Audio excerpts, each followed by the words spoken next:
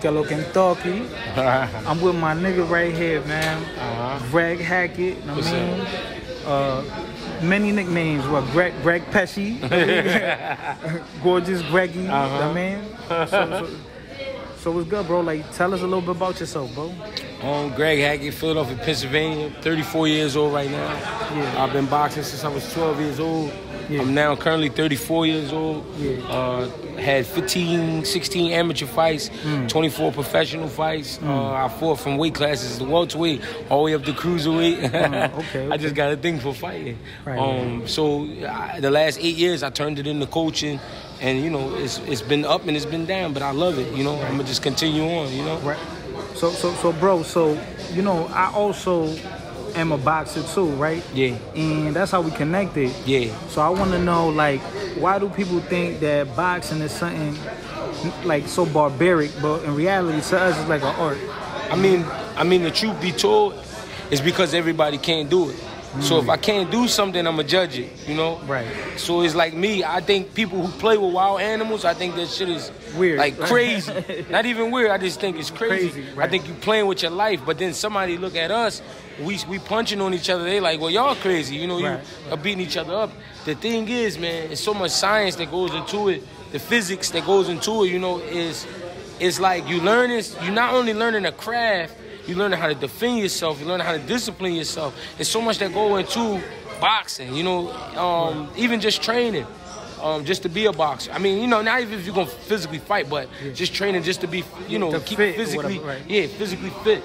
It's so much you're going to learn. There's so much you're going to learn about distance, timing. There's so much you're going to learn about power. You know what I mean? There's so much that you're going to learn. It's actually going to school. It's actually going to college. It's actually going to a great university. This is a lifestyle. Yes, sir. It's a lifestyle. It's like going to the army, you know? So what would you say about someone who wants to get into boxing, a young kid? I mean, my biggest advice in today's time, don't judge boxing by YouTube and what you see on TV. Go into the gym humble. Go into the gym with an open ear, open mind, open eyes, ready to listen, ready to learn, and do the right things, you know what I mean, by yourself, and the game will pay you back. If you don't poison your body, you know what I mean, you'll see your results in the gym. You know what I mean? I mean, you see me 4 years ago, 3 years ago. How was I looking? It was like now? 160, 170 in shape. Right. Now look at me, but that reflects on the work you put in and what you stay away from, right? Being consistent. You got to be consistent. That's the only way you're going to see results. You got to be determined. You know what I'm saying? You got to want to do it. It's crazy to want to do, but it's not crazy because this is something that you can learn and do for the rest of your life. Right. That's and it'll never leave you. It'll never leave you. It'll never leave you. Right. You know what I'm saying? And you can teach it to other people. Right. You know, but I've learned over the years now to only deal with people who really respect what I do. If you don't respect what I do, then I can't show you anything.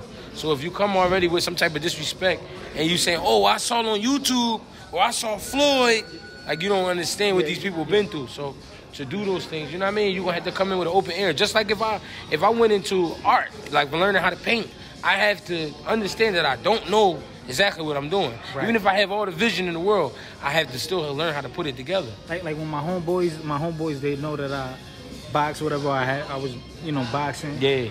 They think they could just jump in there with me because they probably good in the street, you know what I mean, fighting. Yeah. But I'll tell them, bro, like, I'm not going to get in a whole intellectual debate with you about or if you could beat me or not. Like, nigga, come to my gym, put some headgear on. All I gotta do is hit you in the body a couple times. You done. Slow you down, So they think this is just easy peasy. See, when people watch fights, right, they forget the guy got a cup on, an outfit, he got on gloves, right? So they watching the fight. Oh, them gloves don't look that big. It's this and that. They thinking about what they do outside, like you said. But you go in the gym, you spar, you're going to put a headgear on, 16-ounce gloves, which you never had on. That's a pound on each hand. And then you got your cup on, your boots. You know what I'm saying? And it's hot most of the time in the gym. Then you got the other coach telling him what to do, right? Yeah, it's a lot of pressure. Now you got somebody really that's been training, trying to take your head off. A lot of pressure. The timing, the breathing. Yes, sir. Because when you a boxer, they teach you patience, relax. Yes, sir. Relax. In a street fight, you just trying to knock somebody's head off. You trying to get it done. You know what I mean? And even in the street, though, you still got to be patient. Right. You still got to relax, take your time. Right. You know what I'm saying? Because a guy hit you one time, it's over, you know? Same thing can happen in boxing. So that's why people come in with some type of disrespect, because they look at it on TV and tell themselves that it's easy. Right. Or they get in street fights and be like, this is easy, I can do this. You know what I mean? But it ain't. And I'm glad I jumped in the gym, you know? Word.